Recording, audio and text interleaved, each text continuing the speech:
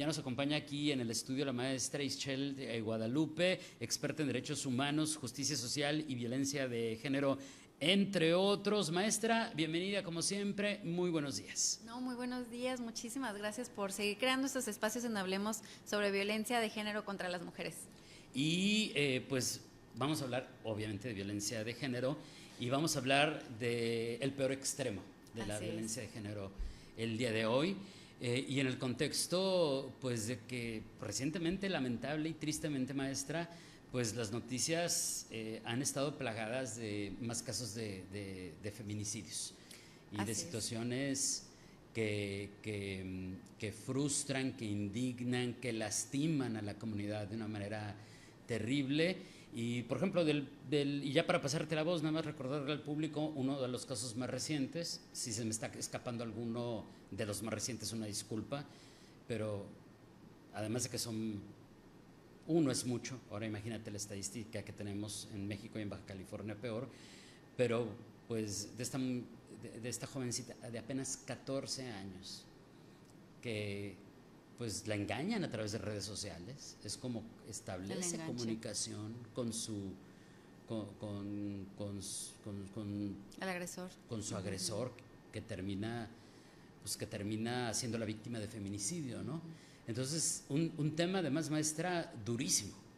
Son datos muy sensibles porque justamente como mencionas, pues más que estadística que lo vamos a abordar aquí, pues son vidas, ¿no? Que se arrebatan. Entonces es importante seguir creando estos espacios y me encantó que empezaras con la frase de la forma más extrema de violencia contra las mujeres, porque justamente es lo que venimos a platicar y a visibilizar el día de hoy. Y de hecho, me gustaría ir llevando esta conversación antes de llegar con la estadística, porque ayer fue Halloween, por ejemplo, y vi muchos disfraces de brujas, temáticas, fiestas, que me parece desde el lado entretenido muy interesante, pero que considero que socialmente debemos hacer un análisis también a este concepto de la quema de brujas y que les prometo va a tener sentido con el inicio de esta conversación, ¿no? Al final, porque la quema de brujas no es más que el genocidio más grande de la historia cometida contra este sector de la población, contra las mujeres, solamente por el hecho de ser mujeres. Y aunque sabemos que principalmente se dio en Europa en el siglo XVI y que de hecho en Europa el país con más enjuiciamientos fue Alemania, pues no excluyó a los otros continentes, ¿no? En América también pasó lo mismo con nuestras mujeres indígenas. Y había todo un manual para identificar, perseguir y cazar brujas, que desde mi opinión, estos monjes que escriben ese manual por allá de 1482, pues no fue más que un manual de misoginia, porque justamente fue una persecución contra mujeres que tenían ciertos oficios, campesinas, perfumeras, ¿no? Parteras, quienes observaban el ganado o incluso quienes se quedaban en el cuidado con las niñas y niños, con bebés. Y vemos que el 90% de las víctimas fueron mujeres. Hubo un registro de 88,000 a 100,000 enjuiciamientos de personas por este concepto de brujería. De eso, 90% son mujeres. Entonces, por eso digo, pues más que un manual de cacería de brujas, fue un manual de misoginia. Y lo triste de esto es que, más que hablar de historia, debemos aterrizarlo a la actualidad. Este año el Consejo de Derechos Humanos de Naciones Unidas sacó que en los últimos 10 años ha habido 22,000 víctimas por acusaciones de brujería. Es decir, todavía a la fecha tenemos esos, así es. Con todo el absurdo que representa. Prevalece principalmente en países como Tanzania, República del Congo, Kenia, Angora, ¿no? Y Arabia Saudita. Y de hecho el caso de Arabia Saudita me parece muy particular porque también fue el último país en otorgar el derecho al voto a las mujeres por allá de 2011. Y tienen una unidad antibrujería que está asignada a la unidad policíaca y la acusación de brujería les lleva a la pena de muerte. Entonces son cosas que todavía pasan, triste y desafortunadamente, pero que debemos de visibilizar y que si empezamos a cambiar el concepto brujas por el concepto mujeres, entenderíamos todas estas atrocidades que se cometen solamente por el hecho de ser mujeres, ¿no? A este sector poblacional. Y lo mismo pasa, por ejemplo, mañana va a ser el Día de Muertas. el Día de Muertos, y debemos aterrizar entonces a estos temas, a las reflexiones sociales, y de aquí podemos hablar e incluir el tema del feminicidio, que también tiene que ver todo con sociocultura, con discriminación y con violencia, solamente por ser mujeres, insisto. El Secretariado Ejecutivo nos dice que en Baja California de enero a septiembre hubo 26 datos de feminicidios registrados, de los cuales 13 los tenemos en Tijuana, 7 en Ensenada, 4 en Mexicali y 2 en Rosarito. Ojo, porque estos municipios que mencioné forman parte de los 100 municipios con mayores registros de feminicidio a nivel nacional. Tijuana, de hecho, tiene el segundo lugar a nivel nacional después de Ciudad Juárez, que tiene 20 feminicidios, y en tercer lugar está Chihuahua y Ixtapalapa con 11 cada uno. Si bien el delito del feminicidio tiene sus propias particularidades, ¿no? Sabemos, acá las podemos encontrar en el artículo 325 del Código Penal Federal y del Código Penal Estatal. Sí es importante recordar que todas las muertes de mujeres deben iniciar una investigación a través de esta tentativa de feminicidio. ¿Para qué? Para que se pueda hacer una investigación con perspectiva de género y a partir de ahí ya se defina el tipo correcto, ¿no? Puede ser homicidio culposo o homicidio doloso. Particularmente los datos de homicidio doloso son los que después en las estadísticas pasan a ser feminicidios. Y en este sentido, también el Secretariado Ejecutivo nos dice que a nivel nacional hay 2.026 registros de mujeres víctimas de homicidio doloso, de las cuales 206 fueron en Baja California. Y estas 206 nos van a dar tristemente el segundo lugar también a nivel nacional como el estado con uno de los principales o mayores víctimas de feminicidios. Por debajo de Guanajuato, que tiene 267, y en tercer lugar está el Estado de México con 162. O sea que aguas, porque hablamos de un problema gravísimo en México, y entonces aquí en Tijuana es de los lugares donde peor estamos. Así es. De hecho, en Baja California, en el estado, porque por mencionar o seguir hablando de estadísticas, por cada 100,000 mujeres, 10.27 forman parte de homicidio doloso.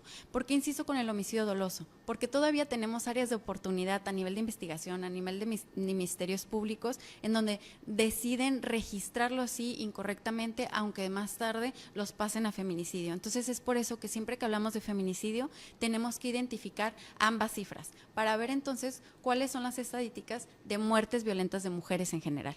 Y que eso es un temazo en ese sentido, porque si bien desde quien dirige, por ejemplo, la Fiscalía, hemos escuchado una y otra vez que esto efectivamente se tiene que ser así y que ella va a luchar porque sea así, es decir, que cuando hay el caso de una muerte violenta de una mujer, se tiene que trabajar como feminicidio, y que ya si después se descarta es otra cosa, pero que todo tiene que presumirse inicialmente para arrancar la investigación como feminicidio.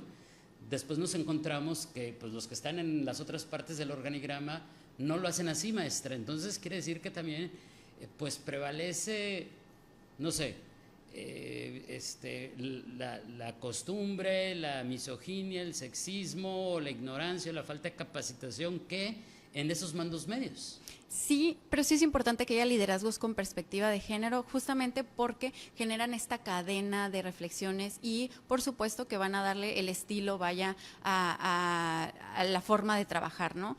Pero es importante recordar también que en el caso de cualquier institución, no necesariamente la Fiscalía, pues alguien, y lo hablábamos cuando hablábamos de modalidades de violencia, ¿no? Alguien que no haga bien su trabajo en autoridades públicas, pues entonces podría estar incurriendo en violencia institucional.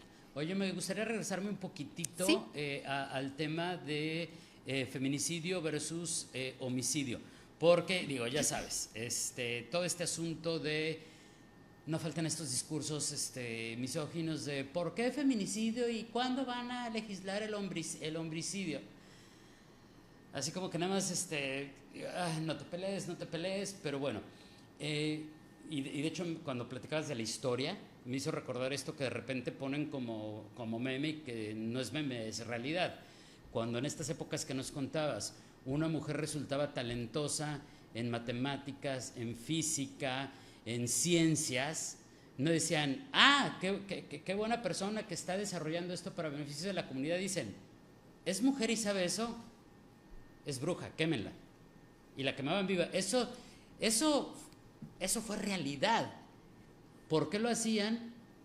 Simplemente porque era mujer. Sí. Y de ahí ya me adelanté un poquito aparte de la respuesta, pero si alguien todavía en este punto, en pleno 2024, se pregunta cuál es la diferencia y por qué la figura del feminicidio, ¿cómo explicarla en términos coloquiales? Mira, también trayendo la historia, ¿no?, que nos va a servir para dar esta respuesta. Justamente para la iglesia en ese momento fue más fácil considerar que estas mujeres talentosas, inteligentes, que hacían oficios, lo que estaban pasando era que estaban siendo poseídas por el diablo, por posesiones demoníacas, en vez de nombrarlo como ciencia.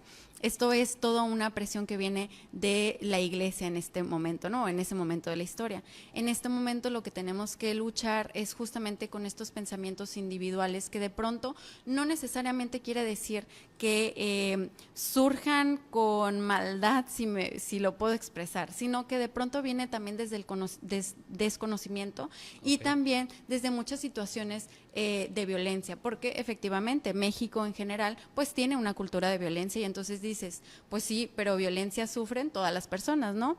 Personas adultas mayores, bebés. Entonces acá es donde justamente en estas secciones estamos intentando construir esta visión violeta, estas gafas violetas con perspectiva de género, identificar que la violencia que sufren las personas va a depender también del sexo en el que se nos asigna al nacer, sobre todo nosotras las mujeres. Cuando tengo a grupos de hombres, les digo, sí, pero ¿qué tal hacemos un ejercicio en donde tú y yo caminamos de aquí 1 hora? ¿No? Y en esa hora seguramente, David, a ti te pueden asaltar, pero a mí además de asaltarme, me van a violar y además de violarme quizá me puedan quitar la vida. Y entonces hay que analizar esos factores, porque esos factores son otras características de la violencia solamente por el sexo al que pertenezco. Es decir, hay una cultura o hay una situación de violencia a nivel nacional, pero tenemos que analizarlo también con los factores de sexo, género, que van a aumentar o incrementar las formas de violencia que puede sufrir la persona. Como subirse al transporte público. Así es. La experiencia de subirse al transporte público es abismalmente distinta para un hombre que para una mujer. Así es, así es. O en el abuso sexual, lo platicábamos, por ejemplo, que una de cada 4 niñas van a sufrir violencia sexual, con diferencia a una de cada 4 niños que van a sufrir violencia sexual. Entonces, sí es importante resaltarlo, porque sí, la violencia desafortunadamente nos va a alcanzar a todas las personas, pero es importante hacer el análisis desde el género también para erradicar estas particularidades en las que se da la violencia. Y de hecho, si me permites, sí, claro. A propósito que mencioné las infancias, es importante mencionar que justamente en el delito de feminicidio, a partir de este año, hemos identificado un incremento para las mujeres entre 0 y 17 años de edad. Es decir, las estadísticas de feminicidio y homicidio doloso normalmente y mayoritariamente son para mujeres de mayores de 18 años, pero en 2023 se registraron 46 incidentes de delito de feminicidio a mujeres entre 0 y 17 años de edad. Es decir, niñas, adolescentes y jóvenes. Y en 2024, de enero a agosto de este año, llevamos registrados 54 delitos contra este sector poblacional. Entonces, en palabras de Red por los Derechos de las Infancias en México, dice que en este sector, niñas, adolescentes y jóvenes, mientras en 2023 pasaba un feminicidio cada 5 días, en 2024 está pasando un feminicidio cada 4 días y medio. Entonces es importante también analizarlo desde este análisis de que va en incremento las edades de juventudes o de infancias que sufren también esta forma extrema de violencia. Oye, maestra, ¿cómo podemos cerrar? ¿Con qué mensaje? Ya se nos está acabando el tiempo. ¿Con qué mensaje podríamos cerrar, ofrecer a manera de conclusión, de reflexión, con un tema, como decía al principio, tan doloroso, tan frustrante, tan indignante? Yo creo que lo más importante es recordar que el delito del feminicidio, así como las otras formas de violencia contra las mujeres, son prevenibles. Y justamente hay que verlo así, ¿no? No hay que verlo como ya el fin del mundo o de estas historias horrorosas que hemos estado platicando, porque estos espacios de intercambio y de reflexión están permitiendo que generemos conciencia a las personas allá afuera, que visibilicemos estadísticas y que con suerte se podamos crear acciones como comunidad, pero también como Estado, ¿por qué no?, para poder prevenir este delito. Perfecto. Te agradezco enormemente y nos vemos muy pronto, que esto hay que seguirlo aprendiendo, hay que seguirlo platicando y todavía hay, créame, muchísimo que desglosar y que podemos y que podemos seguir, como digo, aprendiendo. Gracias, maestra. Excelente Gracias a fin ti, de David. semana. Igualmente, hasta luego. Es la maestra Ixchel Guadalupe, experta en derechos humanos, justicia social y violencia de género, entre otros.